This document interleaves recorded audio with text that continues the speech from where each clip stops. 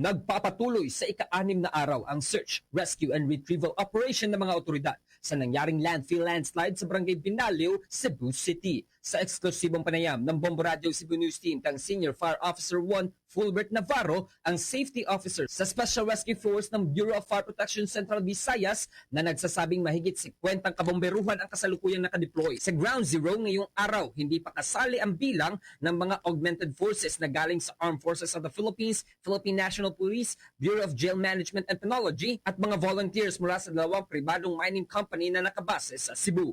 Ayon kay Navarro na nahihirapan sila sa retrieval operations dahil sa sensitibong magalaw ang mga debris na posibleng punot dulo ng panganib hindi lamang sa mga biktima ay pati na rin sa mga rescue personnel. Dagdag pa na kinakaharap din ng mga rescuers ang suhestyon ng mga pamilya ng biktima na nakakaapekto sa objectivity ng kanilang protocols dahil na din sa maiintindihang emosyonal na estado sa kinadatatnan ng mga biktima dahilan na pinapayuhan muna nila nito na dumistansya muna sa nagaganap na rescue operations upang tuloy-tuloy ang operasyon ng mga otoridad.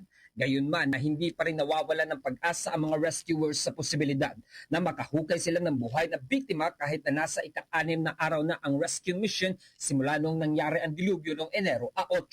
Sa kasalukuyan, base sa huling ulat ng BFP7, kaninang hapon na nasa 18 ang kumpirmadong patay habang 18 din ang bilang sa mga nananatiling missing kung saan 2 sa pinakahuling nahukay nila pinapasailalim pa sa identification process bago formal na maibigay sa mga pamilya. Mahirapan pa rin yung yung trabaho natin dito, no? So trabaho dito is highly technical, very technical. In fact, ito siguro yung pinaka-technical na nagawa namin na responde so far. Technical siya in terms na mahirap yung mga debris na nakikita nyo naman yung debris sa paligid natin dito. Steel, tapos may mga makinarya na mabibigat pa. And then of course yung basura, sandamakmak na basura talagang gabundok yung basura dito kasi landfill ito eh. So, delikado yun sa health natin, delikado yun sa mga responders. Mula rito sa lungsod at lalawigan ng Cebu, ako si Bombo Ken Apor. This is Bombo Radio Philippines, the #1 and most trusted source of news and information. Basta Radio.